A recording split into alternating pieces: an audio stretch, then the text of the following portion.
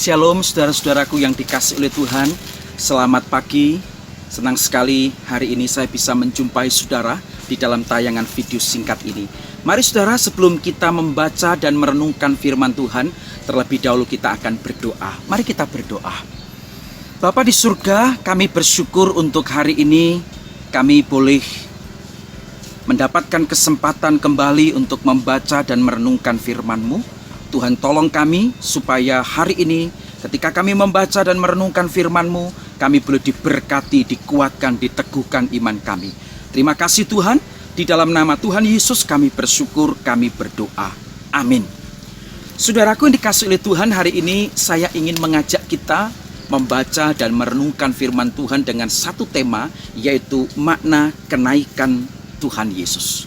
Mari kita membuka Alkitab kita saudara, di dalam kitab Lukas saudara, Injil Lukas pasal yang ke-24. Injil Lukas pasal 24 ayat 50 sampai dengan 51 ya. Injil Lukas pasal 24 ayat 50 sampai 51. Saya ingin membaca untuk saudara. Lalu Yesus membawa mereka keluar kota sampai dekat Betania. Di situ ia mengangkat tangannya dan memberkati mereka. Dan ketika ia sedang memberkati mereka, ia berpisah dari mereka dan terangkat ke surga. Saudaraku yang dikasihi oleh Tuhan, tentu kita semua tahu bahwa tujuan Yesus datang ke dalam dunia adalah untuk menyelamatkan manusia dari dosa, yaitu melalui kematiannya di atas kayu salib. Namun saudara, kisah tentang Tuhan Yesus ini tidak hanya berhenti sampai di situ. Yesus bangkit dari antara orang mati dan kemudian dia juga naik kembali ke surga. Nah saudara sekali kasih oleh Tuhan, peristiwa tentang kematian, kebangkitan, dan kenaikan Tuhan Yesus ini sangat penting. Dan bahkan saudara, ketiga peristiwa ini merupakan dasar, landasan, dan pengharapan bagi orang-orang Kristen. Saudaraku dikasihi oleh Tuhan, peristiwa kenaikan Yesus ini dicatat di dalam dua bagian firman Tuhan, yaitu di dalam Injil Lukas yang tadi kita baca, Lukas 24 ayat 50 sampai 51, dan juga kitab Kisah Para Rasul pasal yang pertama ayat 9 sampai 11. Saudara, dengan jelas di dalam dua bagian ini menuliskan bahwa peristiwa kenaikan Yesus ke surga adalah satu peristiwa yang sungguh-sungguh terjadi. Satu fakta, dengan tubuh fisiknya Yesus naik dan kembali ke surga. Kalau saudara bisa bayangkan, dia naik ya dari tanah secara perlahan-lahan dan terlihat jelas oleh banyak orang yang menyaksikannya. Bahkan para murid saudara, dia berusaha untuk melihat Yesus naik ke surga itu sampai kemudian awan menutup dia dari pandangan mereka. Dan kemudian setelah Yesus naik ke surga itu, muncullah dua malaikat Tuhan dan berjanji bahwa dengan cara yang sama ini Tuhan Yesus satu saat nanti akan kembali ke dunia ini.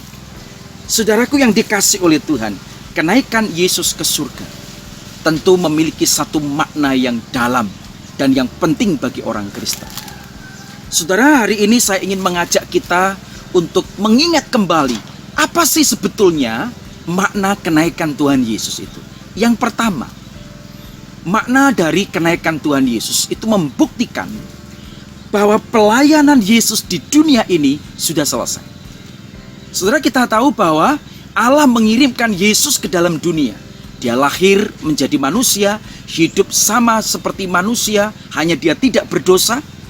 Dia bergabung dengan manusia, melakukan kegiatan seperti manusia, saudara.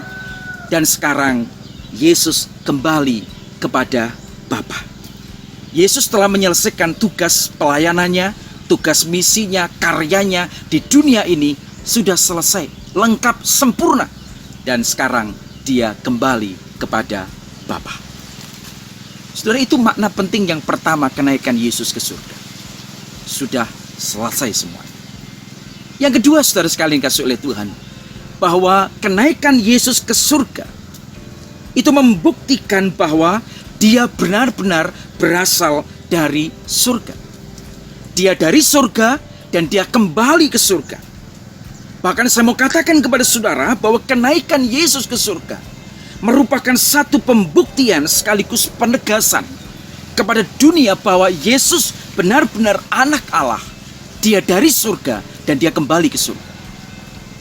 Saudara, saya mau katakan sekali lagi bahwa kenaikan Yesus ke surga membuktikan dia berasal dari surga. Makna yang ketiga, saudara.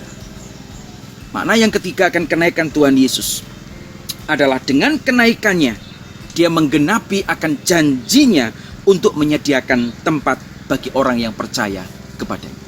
Saudara, di dalam Injil Yohanes pasal 14 ayat yang kedua, saudara bisa baca di Alkitab saudara. Kitab Yohanes pasal 14 ayat yang kedua berkata begini: di rumah Bapakku banyak tempat tinggal. Jika tidak demikian, tentu aku mengatakannya kepadamu. Selanjutnya, sebab aku pergi ke situ untuk menyediakan tempat bagimu. Saudara, Yesus naik ke surga adalah untuk menggenapi janjinya, yaitu menyediakan tempat bagi orang yang percaya kepadanya. Salah satu tafsiran yang mengatakan tempat ini itu sebagai tempat peristirahatan dari kelelahan.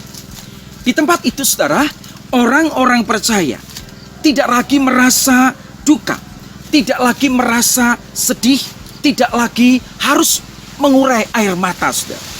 Oleh karena itu, saudara, kita sebagai orang-orang yang percaya kepada Yesus tidak perlu khawatir setelah mengalami kematian. Sebab Allah, sebab Tuhan Yesus telah menyediakan tempat yang terbaik, tempat yang penuh dengan sukacita bersama-sama dengan Dia. Saudara, jangan kita pernah berpikir begini, surga nanti penuh, surga nanti nggak muat lagi. Jangan pernah berpikir seperti itu. Saya mau katakan, saudara, surga tidak akan pernah penuh.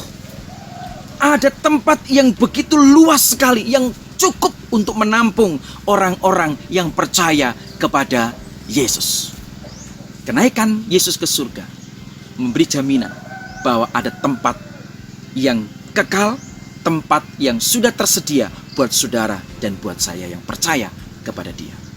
Yang keempat, saudara, apa makna kenaikan Tuhan Yesus ke surga? Yang keempat, Yesus naik ke surga bukan berarti Dia meninggalkan orang-orang percaya sebagai yatim piatu untuk bergumul sendiri. Saudara, di dalam Yohanes 14 ayat 16-18 berkata begini: aku akan minta kepada Bapa, dan Ia akan memberikan kepadamu seorang penolong yang lain, supaya Ia menyertai kamu selama-lamanya, yaitu Roh kebenaran. Aku tidak akan meninggalkan kamu sebagai yatim piatu. Aku datang kembali kepadamu. Oh, ini janji Tuhan, saudara. Yesus memang naik ke surga. Secara jasmani tidak bersama-sama dengan orang-orang percaya lagi. Secara jasmani tidak bersama-sama dengan para murid pada saat itu. Tetapi bukan berarti ketika Dia naik ke surga, Dia meninggalkan murid-muridnya untuk menghadapi kesulitan sendiri. Janjinya mengatakan, aku akan mengirimkan Roh Kudus, Roh kebenaran itu, yang akan terus bersama-sama dengan kamu selama-lamanya. Bahkan Allah berjanji, Tuhan Yesus berjanji, Dia tidak membiarkan kita sebagai yatim piatu, saudara. Di dalam kitab Ibrani pasal 13 ayat 5b mengatakan, aku sekali-kali tidak akan membiarkan engkau. Aku sekali-kali tidak akan meninggalkan engkau. Wow, ini janji Tuhan, saudara. Kita orang Kristen harus mengimani akan janji Tuhan ini. Bahwa Tuhan berjanji tidak akan pernah membiarkan engkau dan saya sendiri. Dia berjanji tidak akan pernah meninggalkan saudara dan saya. Itu janji Tuhan. Saudara yang dikasih oleh Tuhan, kenaikan Tuhan Yesus ke surga membuktikan bahwa pelayanannya, karyanya, misinya di dunia ini sudah selesai. Kenaikannya ke surga membuktikan bahwa sesungguhnya Ia berasal dari surga dan Dia kembali ke surga. Kenaikannya ke surga adalah untuk menyediakan tempat bagi saudara dan bagi saya. Kenaikannya ke surga Bukan berarti meninggalkan kita sebagai yatim piatu, berjuang sendiri untuk menghadapi kesulitan, menghadapi rintangan, pencobaan di dunia ini sendiri. Tidak, tetapi justru sebaliknya. Kenaikannya menjadi jaminan bahwa Dia menyertai saudara dan saya selama-lamanya. Saudara, kalau saudara berpikir, saudara renungkan kembali tentang Yesus. Tentang apa yang Yesus kerjakan. Bagaimana hidupnya, bagaimana pelayanannya selama ia di dunia ini. Hanya satu yang bisa saya simpulkan. Kita bisa memaknai, mengerti bahwa semua yang Yesus lakukan bukan untuk dirinya, tetapi yang Yesus lakukan adalah untuk saudara, untuk saudara, untuk saya, untuk saya. Saudara, tetaplah kuat dan teguh di dalam pengharapan. Teruslah semangat dan berkarya bagi Tuhan. Tuhan Yesus memberkati kita. Amin. Kita berdoa.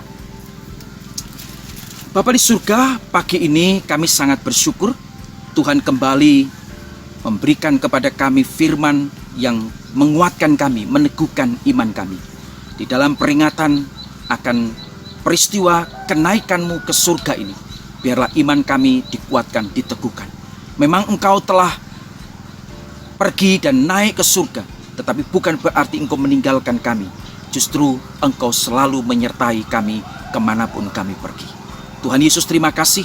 Meteraikan firman-Mu di dalam hati kami masing-masing. Diberkatilah semua orang yang mendengar firman-Mu hari ini dan yang memperhatikannya dan yang melakukannya. Terpujilah nama-Mu. Di dalam nama Tuhan Yesus kami bersyukur, kami berdoa. Amin. Tuhan Yesus memberkati kita.